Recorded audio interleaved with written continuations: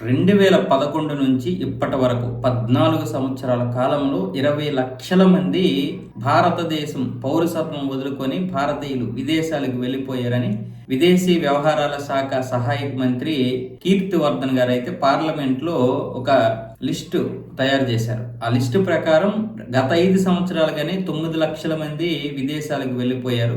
అలాగే అంతకు ముందు మరి 11 లక్షల మంది వెళ్ళిపోయారు అంటూ ఆయనైతే ఈ యొక్క రాతపూర్వకంగా కొన్ని నిజాలు చెప్పారు. అయితే ఇక్కడ వదిలి వెళ్ళిపోవడానికి చాలా కారణాలు ఉన్నాయి. ఉద్యోగ అవకాశాలు, అలాగే మెరుగైనటువంటి ఉద్యోగ అవకాశాల కోసం సరైనటువంటి ఆ ఉద్యోగ అవకాశాలు ఇక్కడ లేకపోవడం. అయితే చాలా మంది యువత నష్టపోతున్నారు. ముఖ్యంగా గల్ఫ్ దేశాల్లో రకరకాలుగా నష్టపోతున్నారు. అలాగే ఈ ఏజెంట్లు నమ్మి పాశ్చాత్య దేశాల్లో కూడా మోసపోయామని లబోదిబోమంటున్నారు. ఇలాంటి ఏజెంట్లని 3500కు పైగా ఏజెంట్లని మేము కనుక్కొని, అంటే వీళ్ళు అనుమతులు లేకుండా ఏర్పాటు చేసుకున్నటువంటి ఈ ఏజెంట్లన్నింటినీ కూడా లిస్ట్ లో పెట్టాం. ఆ లిస్ట్ ని చెక్ చేసిన తర్వాతనే మీరు ఆ ఏజెంట్ నమ్మండి.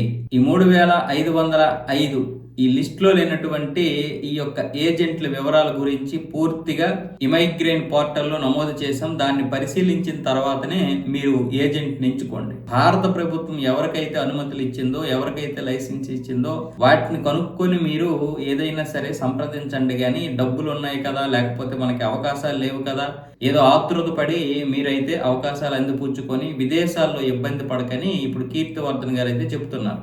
ఆయన చెప్పింది వాస్తవమే. అలాగే ఇప్పుడు అలాంటి యువతని బయటికి వెళ్ళిపోనివ్వకుండా కూడా మనము ఇంకా ఉద్యోగ అవకాశాలు పెంచాలి. కేంద్ర ప్రభుత్వం తీసుకొస్తున్నటువంటి విధానాల్లో మరొక 6-7 సంవత్సరాలు ఆగితే ఈ యొక్క వలసలు ఆగుతాయని కూడా కేంద్రం చెబుతోంది.